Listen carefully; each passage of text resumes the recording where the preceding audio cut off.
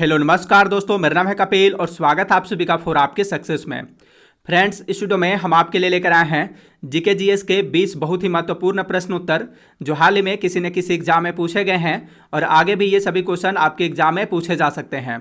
तो इसलिए आप इस वीडियो को शुरू से अंत तक जरूर देखिएगा और इन्हें याद कर लीजिएगा, ठीक है। अगर आप इस वीडियो का फ्री पीडीएफ फाइल डाउनलोड करना चाहते हैं तो आप हमारा टेलीग्राम चैनल फॉर आपकी सक्सेस ज्वाइन कर इसका पीडीएफ डाउनलोड कर सकते हैं। टेलीग्राम चैनल ज्वाइन करने का लिंक इस वीडियो के डिस्क्रिप्शन बॉक्स में दिया हुआ है, ओके। तो चलिए अब क्वेश्चन की ओर बढ़ते हैं। तो यहाँ पर हमारा फर्स्ट क्वेश्चन है, न्यूरॉन इकाई है तो न्यूरॉन किसकी इकाई है? तो यह तंत्रिका उत्तक की इकाई है। न्यूरॉन किसकी इकाई है? तो यह तंत्रिका उत्तक की इकाई है। नेक्स्ट क्वेश्चन है क्वेश्चन नंबर 2, नोबेल पुरस्कार कब आरंभ किए गए? तो नोबेल पुरस्कार 1901 ईस्वी में आरंभ किए गए। यानी नोबेल पुरस्कार जो है यह कब से दिया जा रहा है? तो यह 1901 ईस्वी से दिया जा रहा है। नोबेल पुरस्कार किसके स्मृति में दिया जाता है? किसकी याद में यह पुरस्कार दिया जाता है? तो यह पुरस्कार डायनामाइट के आविष्कारक अल्फ्रेड नोबल की स्मृति में दिया जाता है। देखिए, ये हैं अल्फ्रेड नोबल जिन्होंने डायनामाइट का आविष्कार किया था। तो इन्हीं की याद में जो है यह पुरस्कार नोबेल पुरस्कार दिया जाता है। नोबेल पुरस्कार कितने क्षेत्रों में दिया जाता है? तो यह पुरस्कार कुल 6 क्षेत्रों में दिया जाता है। वह 6 क्षेत्र कौन कौन से हैं? तो वह 6 क्षेत्र हैं शांति, साहित्य, भौतिकी, रसायन, चिकित्सा विज्ञान और अर्थशास्त्र के क्षेत्र में यह पुरस्कार दिया जाता है।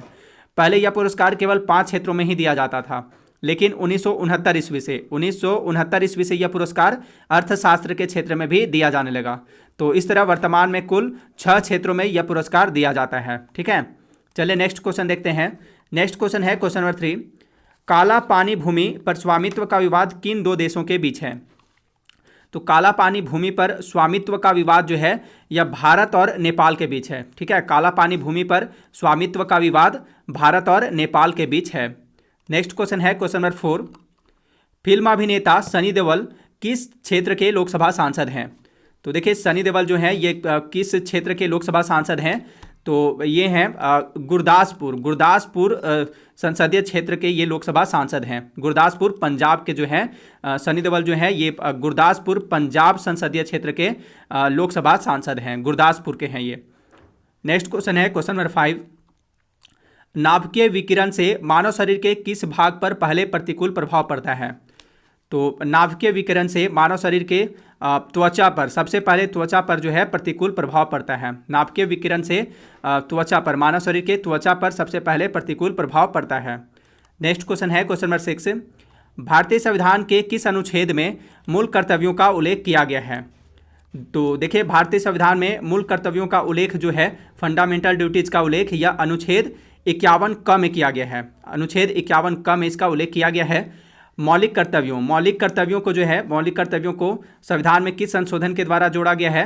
तो इसे सरदार स्वर्ण सिंह समिति के अनुशंसा पर संविधान के 42वें संविधान संशोधन अधिनियम 1976 के द्वारा जोड़ा गया है, ठीक है। मौलिक कर्तव्यों को जो है सरदार स्वर्ण सिंह समिति के अनुशंसा पर संविधान के 42वें संविधान संशोधन अधिनियम 1976 के द्वारा इसे संविधान में जोड़ा गया है।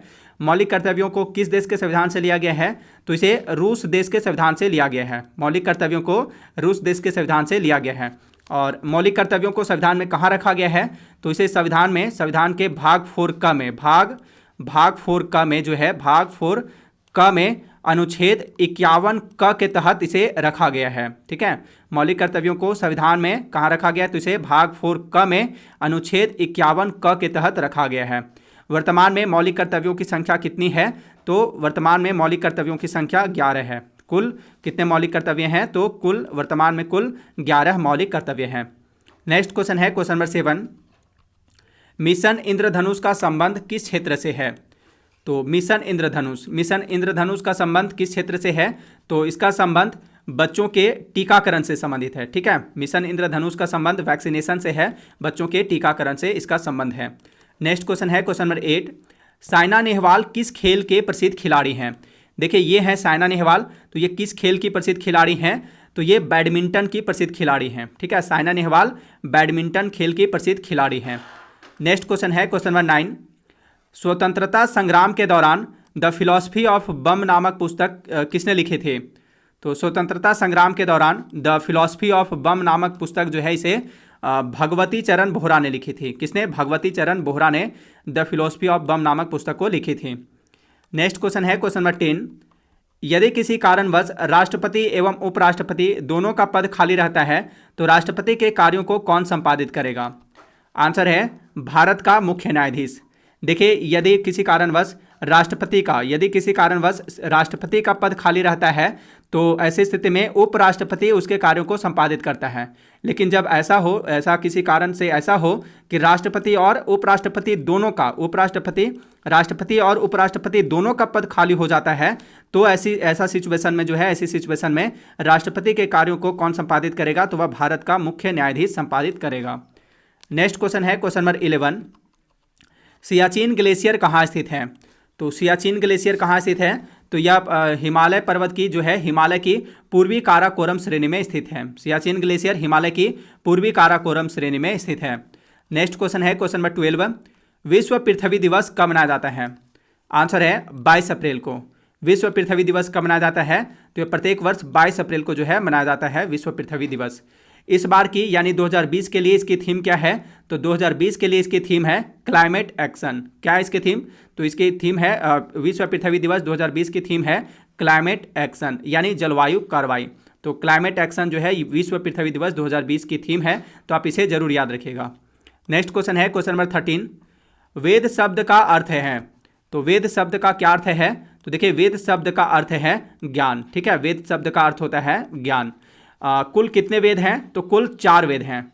4 वेद हैं, कुल 4 वेद हैं। कौन कौन? ऋग्वेद, सामवेद, यजुर्वेद और अथर्ववेद, जिसमें ऋग्वेद सबसे पुराना वेद है और अथर्ववेद सबसे नवीन वेद है। सबसे बाद का वेद वह अथर्ववेद है और सबसे पुराना वेद ऋग्वेद है।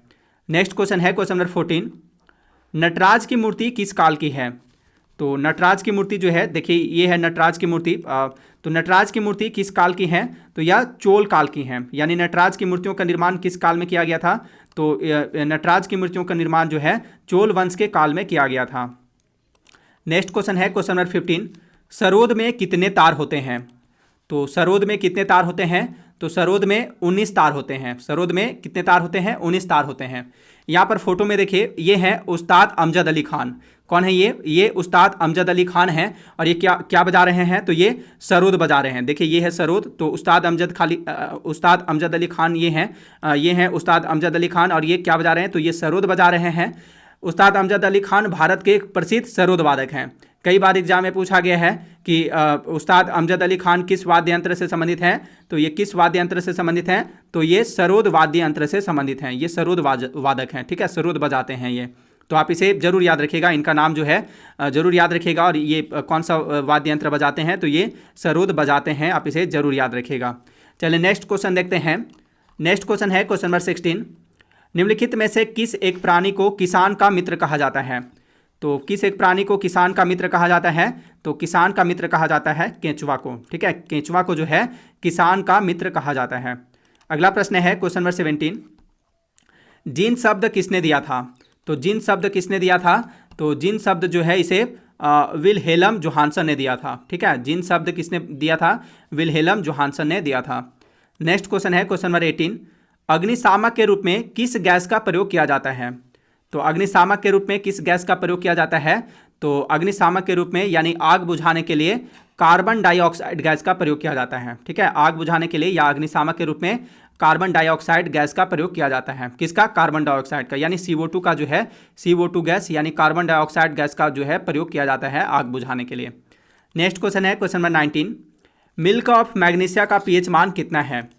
तो मिल्क ऑफ मैग्नीशिया का pH मान कितना होता है? तो इसका pH मान लगभग 10.5 होता है। ठीक है, मिल्क ऑफ मैग्नीशिया का pH मान लगभग 10.5 है। देखिए, मिल्क ऑफ मैग्नीशिया क्या है? इसका रासायनिक नाम क्या है? तो इसका रासायनिक नाम है मैग्नीशियम। इसका रासायनिक नाम है मैग्नीशियम हाइड्रोक्साइड और इसका रासायनिक सूत्र होता है MgOH2। मैग्नीशियम हाइड्रोक्साइड इसका रासायनिक नाम है। मिल्क ऑफ मैग्नीशिया का रासायनिक नाम है मैग्नीशियम हाइड्रोक्साइड और इसका रासायनिक सूत्र है MgOH2। ठीक है, MgOH2। तो मैग्नीशियम हाइड्रोक्साइड को ही मिल्क ऑफ मैग्नीशिया कहते हैं क्योंकि जल में घुलकर यह दूध जैसा दिखता है। मिल्क ऑफ मैग्नीशिया का प्रयोग कहाँ किया जाता है?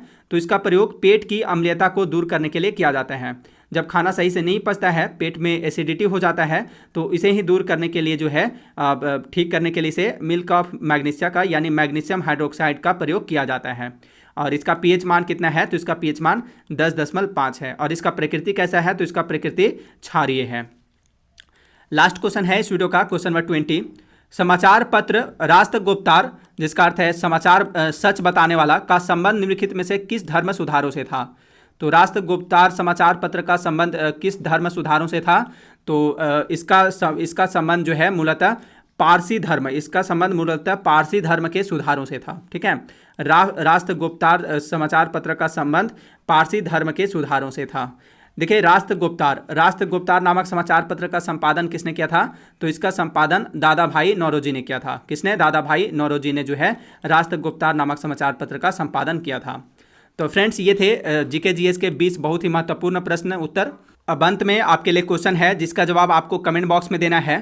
क्वेश्चन है, बीजिंग शीतकालीन ओलंपिक 2022 का शुभंकर क्या होगा। तो इस क्वेश्चन का सही जवाब आप हमें कमेंट बॉक्स में दीजिएगा।